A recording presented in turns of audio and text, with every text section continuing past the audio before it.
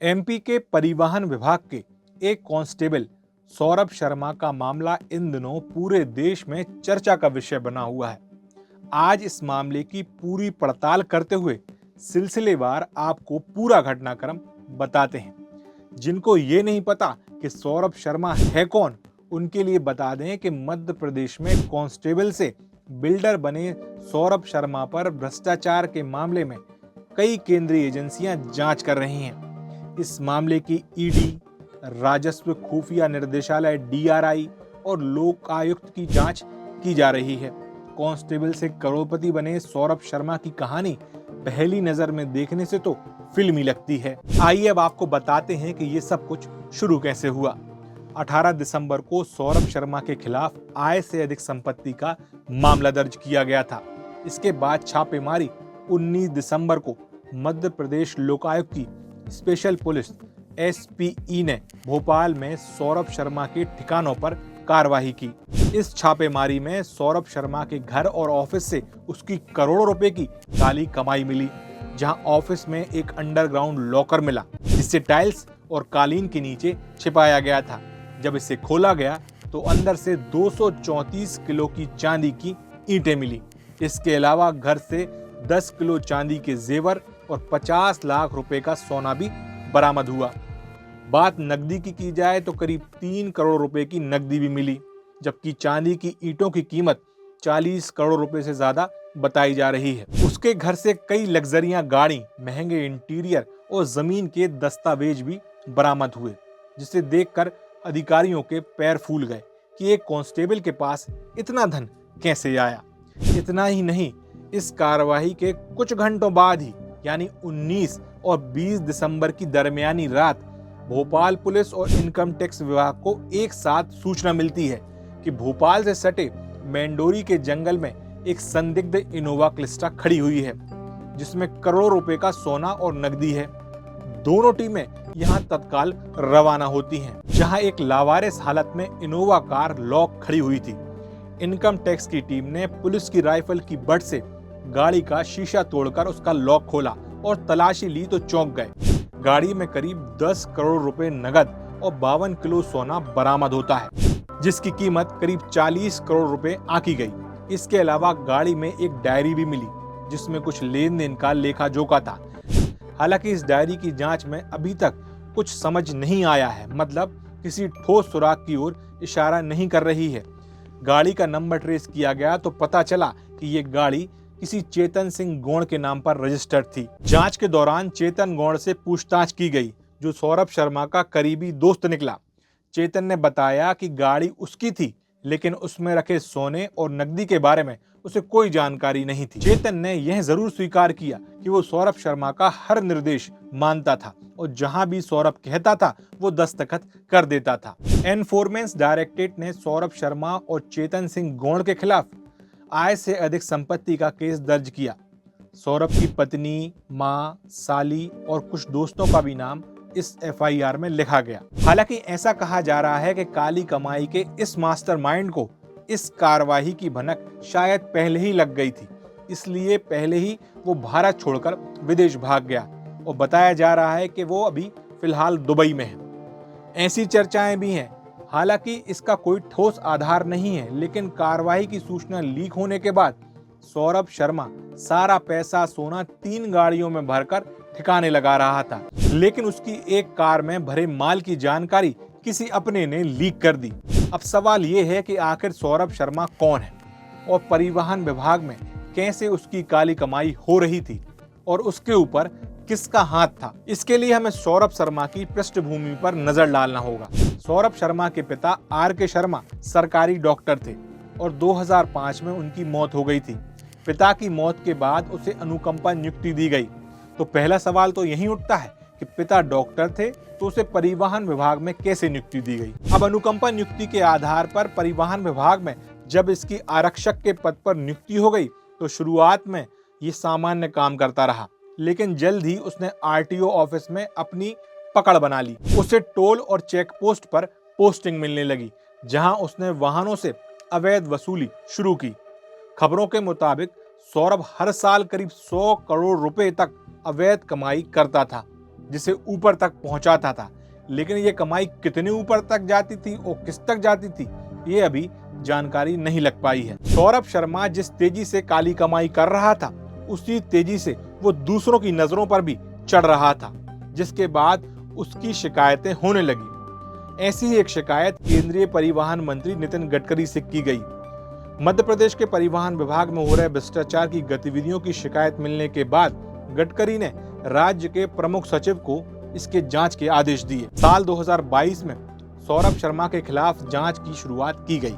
हालांकि सौरभ शर्मा ने 2023 में विभागीय जांच के दौरान ही इस्तीफा दे दिया, जिसे स्वीकार भी कर लिया गया। 2023 के बाद सौरभ शर्मा ने नौकरी से इस्तीफा दे दिया था और रियल एस्टेट और हॉस्पिटैलिटी में काम करने लगा था, लेकिन उसकी काली कमाई और संपत्ति की जांच जारी रही।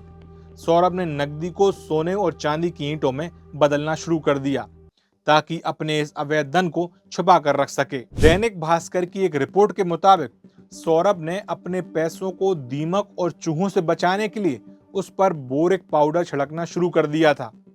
यह मामला सामने आने के बाद राजनीतिक विवाद भी शुरू हो गया। कांग्रेस सांसद और पूर्व मुख्यमंत्री दिग्विजय सिंह ने इसे बड़ा ट्रांसपोर्ट घोटाला करार देते हुए प्रधानमंत्री नरेंद्र मोदी को चिट्ठी लिखी। उन्होंने आरोप लगाया कि इस मामले में तत्कालीन मुख्यमंत्री और परिवहन मंत्री भी शामिल हो सकते हैं। दिग्विजय सिंह के सवाल उठाने से पहले ही सौरभ शर्मा के साथ कई बड़े नेता, मंत्री और पूर्व मंत्री सहित मध्य प्रदेश के कई बड़े अधिकारी और पूर्व अधिकारियों के नाम सामने आने लगे। अब तक के वीडियो में जो भी सवाल निकलकर सामने आए हैं, अब हम उनका जवाब तलाशने की कोशिश करते हैं। सबसे पहला जो सवाल निकलकर सामने आया वो ये कि सौरभ शर्मा को आरटीओ में अनुकंपा नियुक्ति कैसे मिली। पिता डॉक्टर थे, मेडिकल डिपार्टमेंट में थे। उनकी मौत के बाद अनुकंपा नियुक्ति मेडिकल डिपार्टमेंट में ही मिलना चाहिए थी, लेकिन दी गई परिवहन विभाग में। दरअसल परिवहन विभाग में जो खेल हुआ, उसकी कहानी के पीछे एक आरटीओ का स्टेनो का नाम आ रहा है। जो जानकारी निकलकर सामने आ रही है उसके मुताबिक आरटीओ में कार्यरत एक स्टेनो सौरभ का रिश्तेदार निकला। उसने सौरभ की अनुकंपा नियुक्ति कराने के लिए पूरी गोटियां सेट की। अब आरटीओ में अनुकंपा नियुक्ति मिल गई थी। यहाँ शुरू होता है दूसरा सवाल कि काली कमाई की पहली सीढ़ी पर सौरभ कैसे चढ़ा। तो सौरभ शर्मा के लिए काली कमाई का रास्ता खोलने में एक पूर्व मंत्री का नाम निकलकर सामने आ रहा है। ये नेता कांग्रेस सरकार में एक पूर्व मंत्री रह चुके हैं, सौरभ की करीबी रिश्तेदार के बहुत करीबी हैं। उनकी सिफारिश पर सौरभ को सबसे पहले मलाईदार पोस्टिंग मिलना शुरू हुई। सौरभ ने ऐसे दाव पेंच खेले कि वो इस पूर्व मंत्री का खास बन गया था। उनकी सिफारिश पर सबसे पहले सौरभ ने चिरूला बैरियर को ठेके पर लेकर चलवाया। काली कमाई का ऐसा चस्का लगा कि उत्तर प्रदेश और मध्य प्रदेश के सभी बैरियर के ठेके लेने लगा। काली कमाई का चस्का सौरभ को लगा ही था तो उसने अपने ऊपर वालों को भी इसकी आदत लगा दी। अब जब काली कमाई होने लगी थी तो तीसरा सवाल यहाँ पैदा होता है कि जब सौरभ काली कमाई कर रहा था, अपना साम्राज्य फैला रहा था, तब मध्य प्रदेश शासन और सरकार क्या कर रही थी। सौरभ का साम्राज्य जब फल फूल रहा था तब प्रदेश में मुख्यमंत्री शिवराज सिंह चौहान थे, जबकि कुछ वक्त के लिए कमलनाथ भी सीएम रहे। इसी दौरान मध्य प्रदेश में सौरभ के कारनामों पर किसी ने उंगली नहीं उठाई, जबकि कुछ वक्त के लिए कमलनाथ भी सीएम रहे। इसी दौरान मध्य प्रदेश में सौरभ के काले कारनामों पर उंगली उठाने वाला कोई नहीं था। जब केंद्रीय परिवहन मंत्री नितिन गडकरी को मध्य प्रदेश के परिवहन विभाग में हो रहे भ्रष्टाचार की गतिविधियों की शिकायत मिली, तो गडकरी ने राज्य के प्रमुख सचिव को जांच कराने के लिए कहा, जिस पर उन्होंने जांच के आदेश दिए। और इसकी जांच के दौरान जून 2023 में सौरभ ने नौकरी से ही इस्तीफा दे दिया। तो क्या इस्तीफा देने के बाद सौरभ की काली कमाई का साम्राज्य यहाँ खत्म हो जाता है? तो जवाब है नहीं। लेकिन सवाल यह है कि आखिर सौरभ की इस काली कमाई का भांडाफोड़ कैसे हुआ? तो इसका जवाब यह है कि परिवहन विभाग में और अपने ही दोस्तों में सौरभ ने दुश्मनी मोल ले ली थी। बताया जा रहा है कि लेन देन को लेकर कुछ नजदीक लोगों से उसका मनमुटाव चल रहा था, जिसमें सौरभ के दो खास व्यक्तियों ने वर्तमान सरकार के करीबियों को इसकी मुखबरी कर दी, जिसके बाद छापामार कार्रवाई की गई। उधर शायद सौरभ को इस बात की भनक पहले ही लग गई थी, इसलिए वो विदेश भाग गया। उधर सोना और नकदी सौरभ शर्मा का ही है। जब इस बात की पुष्टि हो गई तो आयकर विभाग ने लुकआउट सर्कुलर जारी करने का फैसला लिया। अब जब सौरभ शर्मा से पूछताछ संबंधी कार्रवाई के लिए लुकआउट सर्कुलर जारी कर दिया गया है, तो लुकआउट सर्कुलर जारी होने का मतलब है कि जैसे ही सौरभ शर्मा भारत आएगा, जांच एजेंसी सीधे उस पर शिकंजा कस लेंगी। इसके बाद बिना विभाग की परमिशन के वो देश छोड़कर बाहर नहीं जा सकता है। लेकिन सवाल ये है कि सौरभ शर्मा भारत आएगा ही क्यों? फिलहाल भोपाल डिस्ट्रिक्ट कोर्ट में सौरभ के वकील ने एक अग्रिम जमानत की याचिका फाइल की थी, जिसे कोर्ट ने खारिज कर दिया। सुनवाई शुक्रवार को होना थी, लेकिन वकील के अनुरोध पर जज ने गुरुवार को ही इसकी सुनवाई की। सौरभ शर्मा की याचिका को खारिज कर दिया गया। अब लोकायुक्त ने इस मामले की गहराई से जांच के लिए 3 टीमें बनाई हैं। ये तीनों टीमें सौरभ शर्मा की संपत्ति, लेन देन का पता लगाने में जुट गई हैं। ये मामला न केवल सौरभ की अवैध संपत्ति का खुलासा करता है, बल्कि पूरे सिस्टम में भ्रष्टाचार किस गहराई तक फैला है उसको भी उजागर करता है। वहीं आने वाले दिनों में इस मामले में और भी बड़े खुलासे हो सकते हैं, इस बात की पूरी संभावनाएं हैं। फिलहाल अगर आप सागर टीवी न्यूज की तमाम खबरें पसंद करते हैं तो हमारे सागर टीवी न्यूज, STVN इंडिया के सभी सोशल मीडिया प्लेटफॉर्म पर जाएं और उन्हें लाइक, सब्सक्राइब और फॉलो करें। साथ ही अगर आप पॉलिटिक्स से जुड़ी सभी खबरें एक ही प्लेटफॉर्म पर देखना चाहते हैं तो आप शिवा पुरोहित यानी मेरे ऑफिशियल पेज पर जाकर फेसबुक, इंस्टाग्राम और यूट्यूब में जाकर उन्हें देख सकते हैं। नमस्कार।